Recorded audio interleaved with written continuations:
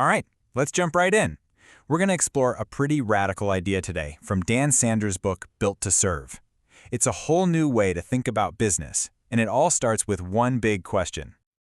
Okay, so really think about this for a second. From day one, we're all taught that business is all about the bottom line, right? Hit your targets, focus on the numbers. But what if that's a trap? What if that laser focus is actually slowly but surely killing the very thing that makes your business successful in the first place? To really get this shift, we've got to start with the old way of doing things. The world that a lot of us probably recognize. A culture that is absolutely obsessed with numbers. So check this out. Dan Sanders tells this story. His company gets acquired, and literally within 48 hours, some analyst is on the phone demanding 5 years of projections. And for what? Some grand strategy? Nope, it was just to fill a box on a spreadsheet.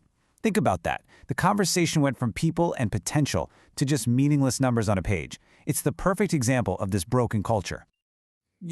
This whole numbers first thing, it's really just a modern version of that old fable, right? The one about the goose that laid the golden eggs? In business, the goose, the thing that actually creates all the value, is your people. It's your culture. But when you get so obsessed with the eggs, the quarterly profits, you end up killing the goose. And then, well, no more golden eggs. And this mindset really splits leaders into two camps. On one side, you've got the storekeeper. This is the person who just kind of minds the shop. They follow the corporate plan, they maintain the status quo.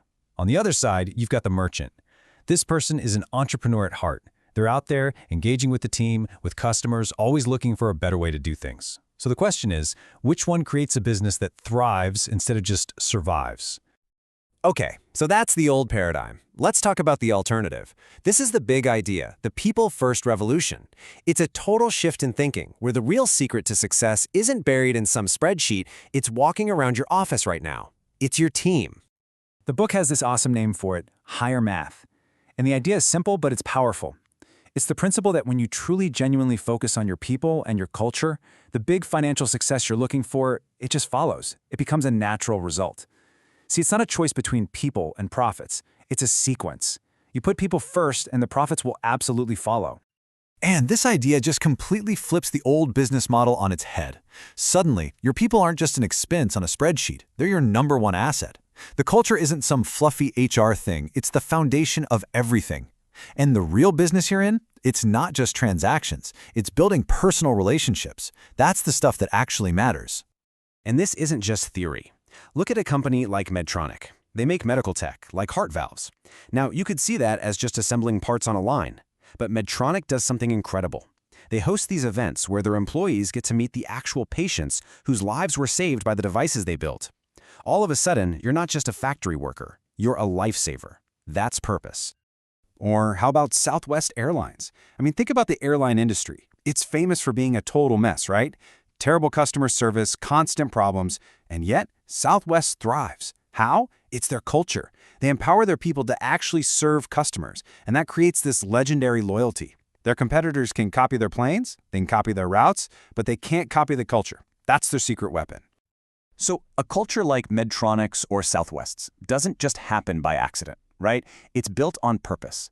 And that requires a totally new model for leadership, a new way of thinking about what a career even is. Yeah, so the author tells this story about a brand new employee who comes up to him and asks, hey, so how long until I'm in charge? So I can finally start making a difference. And that question, man, it just reveals this huge, broken belief that so many of us have been taught. This really gets to the heart of the matter. The old model is all about climbing the ladder. You have to wait your turn, pay your dues, and you're kind of told your ideas don't really matter until you get that fancy title. It's a long, slow, disengaging climb. But the new model, it says, forget the ladder. You can make a difference from day one. Your impact isn't about your title, it's about your contribution. The opportunities to serve, to make things better, they're literally everywhere, right now. So this boils down to a really important question for anyone in a leadership role. Are you building ladders that people have to slowly climb, or are you creating a culture full of opportunities where anyone, at any level, can make a real impact today? Okay, this brings us to the ultimate test. A really simple but powerful way to figure out what's really going on with your team and with yourself. So to get this, listen to this story about a guy named Britton Brewer. He's an assistant manager and he's literally about to head out for his vacation. But what does he do? He stops by the store on his own time, not because anyone told him to, but just to double-check that a special order for a customer was ready and had a note on it. That's ownership. That's what it means to be a player. And that story perfectly illustrates this huge difference. You have players and you have fans. Players are in the game. They take ownership, they're part of the team, win or lose. Fans? They're just in the stands. They'll cheer like crazy when you're winning, but the second things get tough, they're gone. They have lots of opinions, but they're not on the field.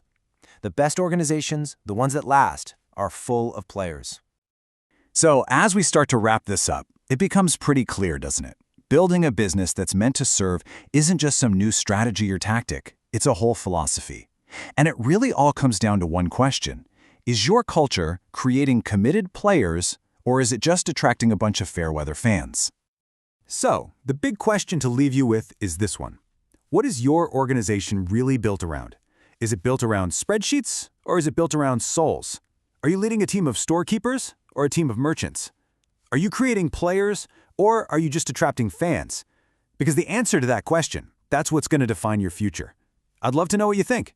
Drop your thoughts down in the comments.